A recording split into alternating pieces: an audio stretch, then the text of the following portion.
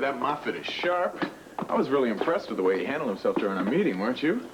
I suppose. I mean, when he just said that you'd get a large settlement out of this, I just about jumped up and cheered. Money isn't everything. Oh, what it isn't, I don't need. It isn't Jimmy Lee. He and I had some good times together. Oh, yeah, right. He had a ball taking you for a ride. What's going on? This guy just slid me a message. I'm sorry to interrupt you, boss, but we got a problem down at the station. Do I have to handle everything over there? Can't Ross make one decision? No, sir. I mean, yes, sir. It's just he sent me. Okay, listen, whatever it is, I'll take care of it later. Okay, I have a trial to attend. Yes, sir. Oh, Lorena, hi. Hi, Leo. You here for the trial? No, but I am interested in how it's going. Well, so far it's all prosecution, and the DA has a witness in the stand right now that may deliver the final blow. Excuse me. Strangely, that whole week looks bad for Ginny Blake. Yeah, well, she was doomed the minute she met Brock. What makes you say that? Oh, it's the same old story. Another tycoon just dumping on the woman who helped him get where he is. Where Brock is 6 feet under. Yeah, well, that doesn't excuse the way he treated Ginny Blake. I mean, talk about cruel and unusual punishment. People like Brock and Jimmy Lee, they don't care about anything but their careers. If they gotta walk over a woman to get in their way, it's no big deal. There'll always be another one where that one came from. But Jimmy Lee wasn't always like that. Money changes everything. Look, Jimmy Lee couldn't get enough of you, and he had to work for his money. Now that he's got his millions, it's, Lorena who? Doesn't seem fair, does it? Fair? It's criminal, honey. Which is why you shouldn't have the slightest qualms at all about taking him to trial. It's right where he belongs. Suppose I do hate Jimmy Lee. With good reason. Yeah, but I would never do to him what Ginny did to Brock. No. Smoking guns are messy for all concerned, and besides, they're not profitable. All right? Now, what you got to do to Jimmy Lee is wound him right where it's going to hurt him the most. In his pocketbook. Mrs. Brock, you stated that you are a nurse and the deceased wife. Yes.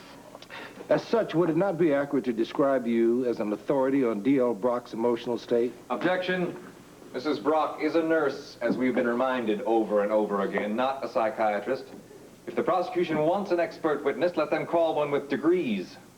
Your Honor, I am not asking Mrs. Brock to respond as an expert witness, but only as a wife who also happens to have a working knowledge of the healing arts.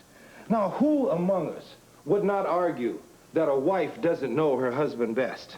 Hardly a legal justification, Mr. Morgan, but in the context, I'll allow it. Objection overruled. Thank you, Your Honor. Mrs. Brock, let me repeat the question. Is it accurate to describe you as an authority on your husband's emotional state? I would say so, yes. You testified you and your husband quarreled with some frequency in the weeks prior to his death, including the night the defendant shot him. Yes. Now, several times, you mentioned he became quite angry at you. He did. At you and you alone. Isn't that correct, Mrs. Brock? Isn't it true that D.L. Brock's anger was directed solely at you, his wife, in large part because he suspected you were involved with another man? In other words, Mrs. Brock, wasn't your husband's rage inspired by domestic problems and therefore focused entirely on you?